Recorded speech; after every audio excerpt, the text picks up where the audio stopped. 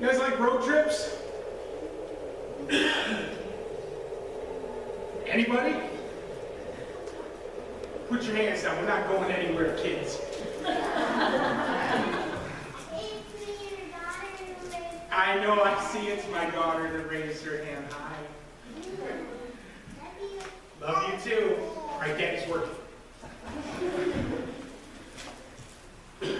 So, let me tell you how I feel about road trips. I love them. I absolutely love road trips.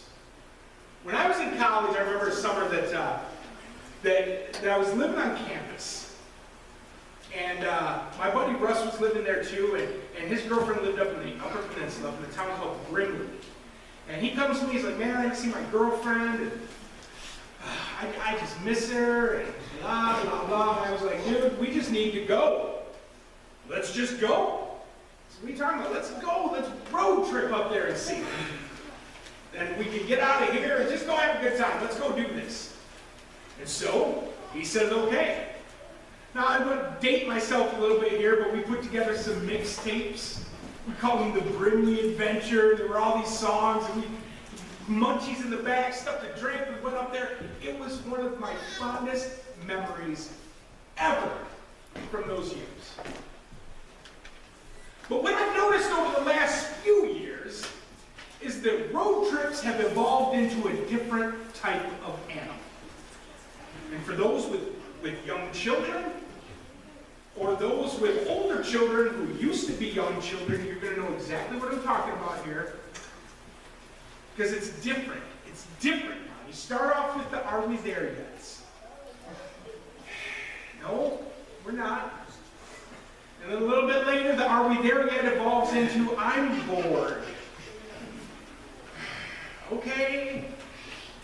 And then depending on the disposition of your passengers in the back seat, the "I'm bored" might even turn into something along the lines of, "Will you stop touching me?" We had our first "Will you stop touching me" incident earlier this week. I'm not at liberty to completely share the details on it, but I see that this is coming down the pipeline.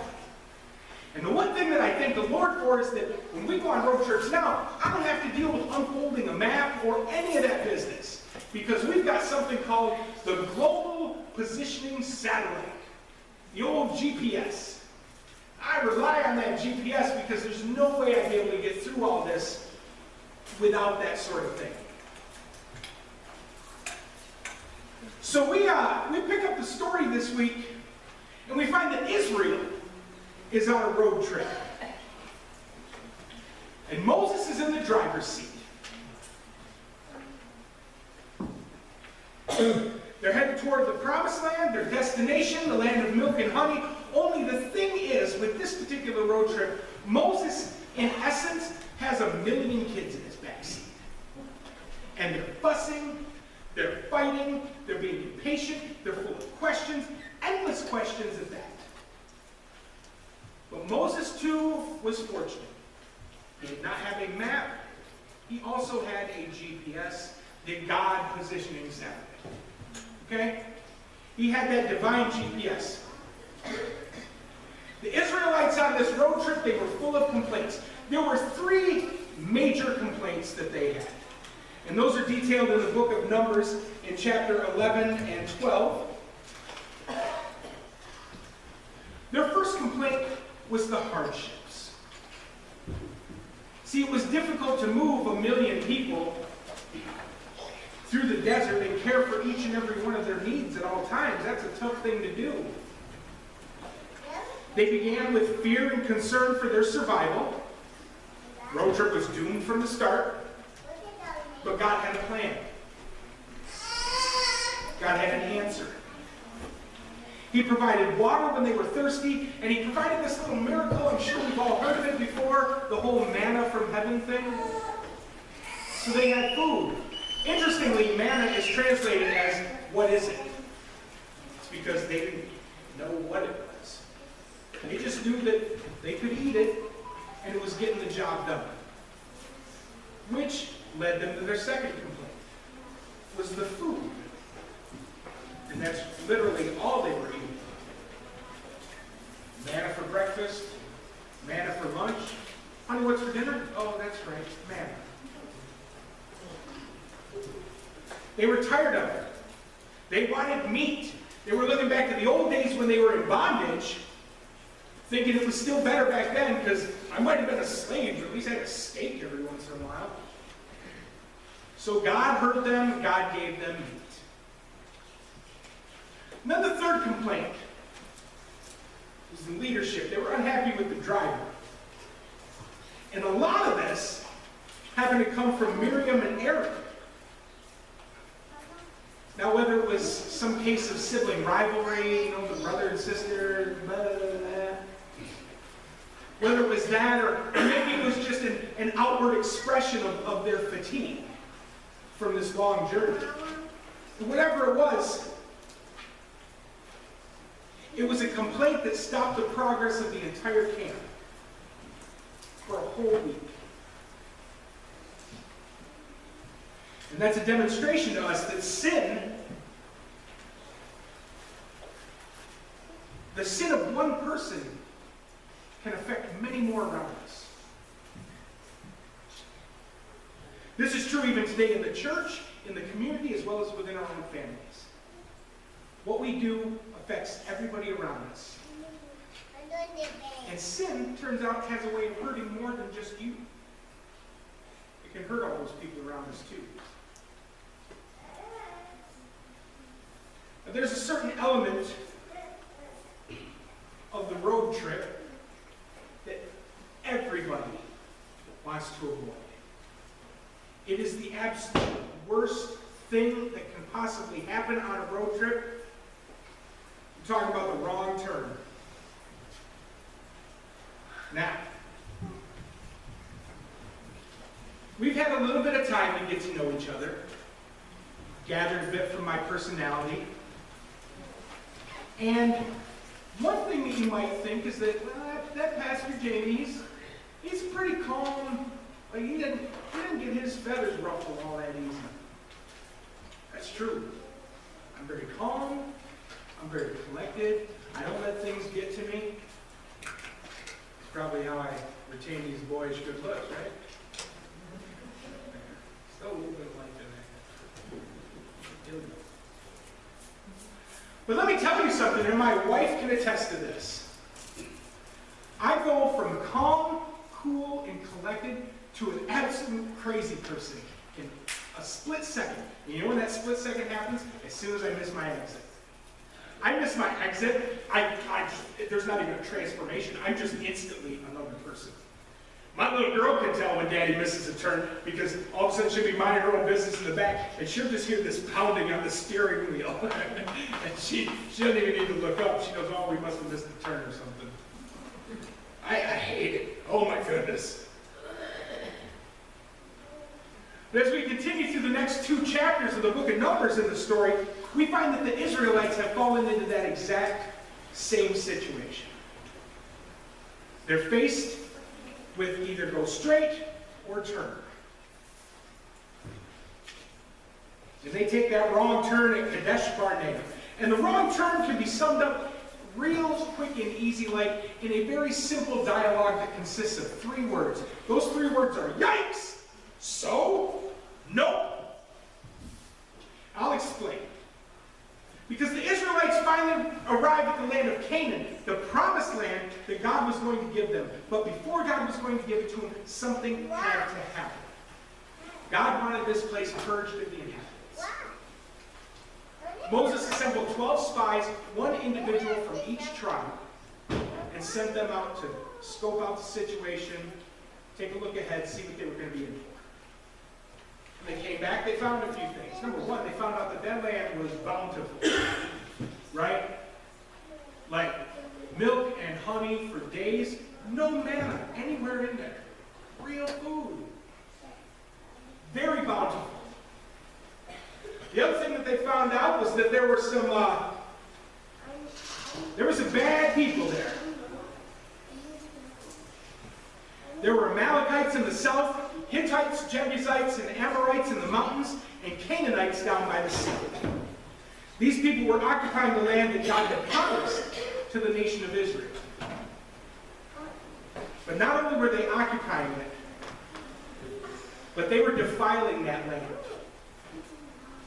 They were defiling that land by idolatry, worshiping those other gods, even going as far to sacrifice their own children to these gods. It was a bad deal. It was a really bad situation.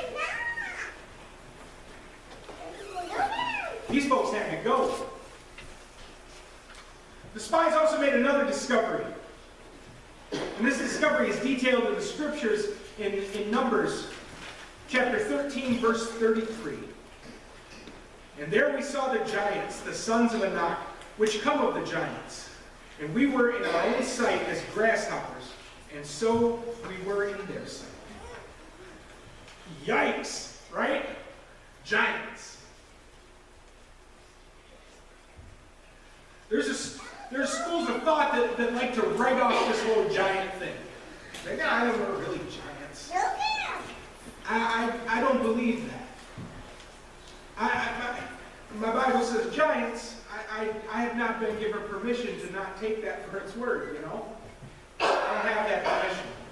And I look at the comparison that they give. I don't understand. Don't misunderstand. I can tell when something's figurative and when something's real. And my remedial math skills are good enough to work this out. If there was an inch-tall grasshopper, and you put that next to a 6-foot man, it would take 72 of those grasshoppers to equal that height. So, let's put the 6-foot man in that grasshopper spot. 72 of that 6-foot man would equal a giant that was 432 feet tall. Now, somebody, in the span of me saying this, so good at math and ugly this morning, was like, I calculated the volume weight to see how much they'd have to weigh. Tom, if you're watching, thank you for that. He said it would be like more than 1 million pounds that guy would have to weigh. So do I believe that the Israelites were actually the size of grasshoppers in comparison? No, I don't believe that. What I do believe is that adds credence to the fact that their stature was far more than somebody who was just like, gosh, that guy's really tall and intimidating. I definitely feel like there was more to it than that. When these spies returned, they weren't too keen on storming in and taking on these giants. Most of them, that is. There were 2 guys, Caleb and Joshua. You're going to want to remember that name. They were all about it. Numbers 33:30 says, and Caleb stilled the people before Moses and said, let us go up at once and possess it, for we are well able to overcome. Here's the thing that I love about this. Because Caleb wasn't like, guys, I really think we got this. Why don't we sit down and work out a plan? We'll get the aces in their places and we'll formulate a strategy. Because it's going to be tough, and we're really going to have to put our best foot forward on this and be really calculated about this. But if we go in there, I think our chances are pretty good. There was none of that talk. Let us go up at once and possess it. He was like, let's go. That man had faith. Because God had promised them that land. And God keeps his promises. So what's the problem? He's like, so? But despite the urgings of Caleb and Joshua, the people of Israel, they don't go. They answer with a resounding no. That's not happening. The following verse, Numbers 33 and 31, but the men that went up with him said, we are not able to go up against the people, for they are stronger than we. The Israelites showed a lack of faith. They showed a disobedience to God's will. And while my math skills are not that good, I can see a simple equation here, and that equation is this, that lack of faith plus disobedience equals 40 years of water. And that's exactly what happens. They end up on a 40-year detour that takes them wandering in the wilderness. During this time, everyone in the camp that was over the age of 20 would pass away, except for Caleb and Joshua. And Moses.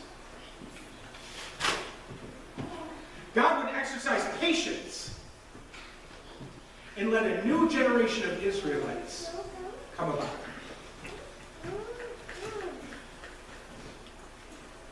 A new generation of Israelites that had enough faith to follow God's will and cash in on the promise that God had for them. And during this time, one thing that's often not really thought about too much is that in a span of 40 years, all of these kids' parents had to pass away. These children had to watch their parents die. And back then, you had your parent for a long time. Well past the age of 60, you had your parent. But back then, the oldest people, at the time that they were all gone and ready to enter into the promised land, the oldest people of that generation of people that were 20 years, at the oldest, they were 60 years old, and that was it. They had to watch their parents die. Everybody. You see, even children can suffer punishment at the disobedience of the parents. That's big.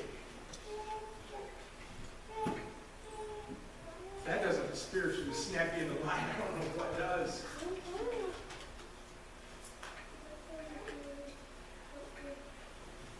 When it's all said and done, after 40 years of wandering, they end up right where they were when they got keyed to it. Imagine that. Kadesh Barnea. Their lack of faith had brought them full circle. Does that sound familiar to anybody? It should. It sounds familiar to me, anyway. I mean, how many times has our own sin and our own disobedience sent us on a detour? How many times has our lack of faith brought us face to face with the same choices over and over and over again? You see, there's a spiritual principle here at work, and that's that God will continue to teach you the same lesson over and over and over again until you learn it.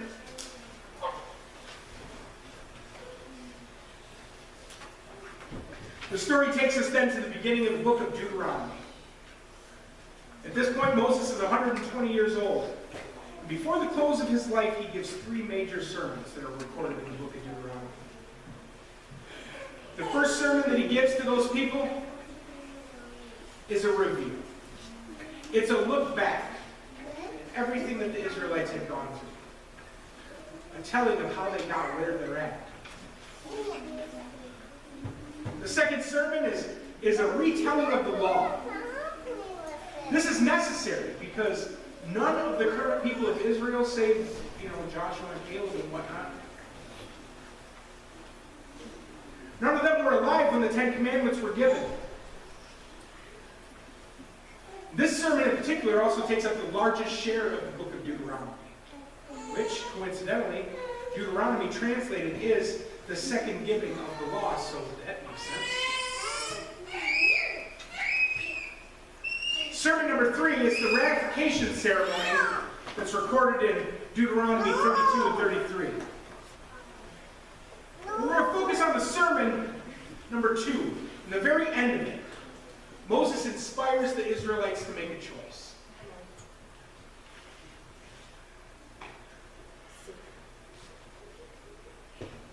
That portion is found in Deuteronomy chapter 30, verses 15 through 22, and I'm going to read that for you right now. I'm sorry, 15 through 20.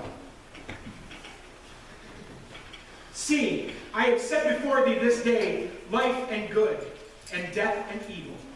In that I command thee this day to love the Lord thy God, to walk in his ways, and to keep his commandments and his statutes and his judgments, that thou mayest live and multiply. And the Lord thy God shall bless thee in the land whither thou goest to possess it. But if thine heart turn away, so that thou wilt not hear, but shall be drawn away and worship other gods and serve them, I denounce unto you this day, that ye shall surely perish, and that ye shall not prolong your days upon the land, whither thou passest over Jordan to go to possess it. I call heaven and earth to record this day against you, that I have set before you life and death, blessing and curse. Therefore choose life, that both thou and thy seed may live, that thou mayest love the Lord thy God, and that thou mayest obey his voice, and that thou mayest cleave unto him. For he is thy life and the length of thy days, that thou mayest dwell in the land which the Lord sware unto thy fathers, to Abraham, to Isaac, and to Jacob to give. That's big. That's a moment. That's one of them Braveheart speeches, right? You guys seen Braveheart? When Mel Gibson's like, choose what you wear this day, and blah, blah, blah. Like, that's exactly what that is. Except way more meaningful and not kind of made up. The William Wallace is made up. I'm just going to go. Therefore, choose life,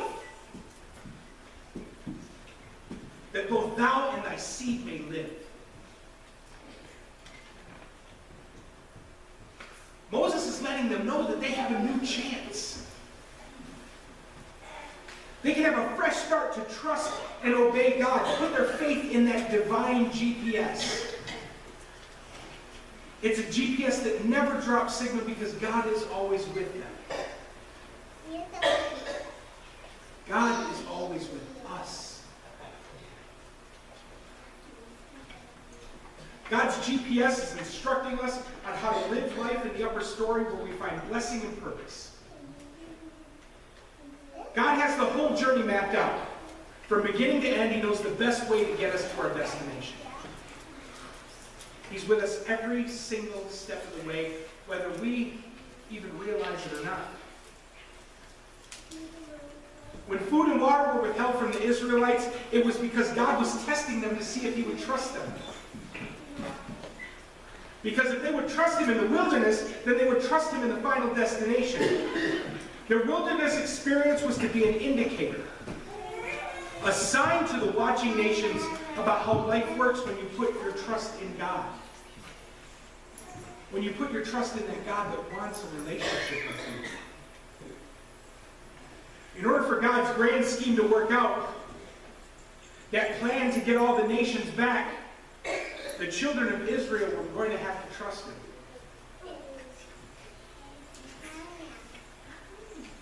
See, this Christian life that we live, this walk that we're on, is exactly like a road trip. God wants to lead us every step of the way in the form of that divine GPS. He sees the whole picture from beginning to end, and he wants us to make it to the final destination. He wants us to enjoy the journey, but in order to do that, we're going to have to trust him. I'm not saying it's easy. It's tough to overcome our own thinking. But you have to trust him. When he says go left, we should go left. When he says go right, we should go right. When he tells us to stop, we should stop immediately. When he tells us to go faster, we should put the pedal to the metal. And if ever there's a barrier that comes in front of us, we need to just smash through it. Proceed on faith. No matter how big and bad that barrier may look, you just have to press on.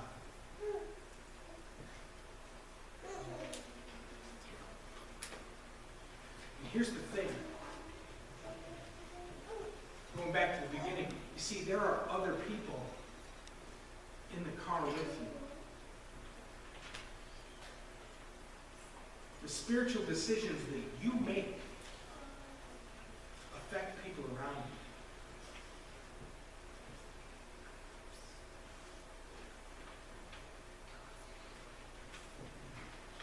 They will experience the blessings of good decisions.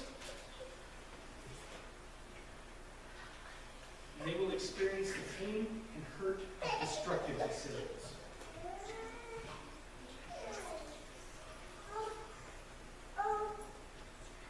These decisions come as the end result of the choices that we're faced with each and every day. The choice to live for ourselves and the choice to walk in faith. choices are you making? What choices are you going to make from here on out?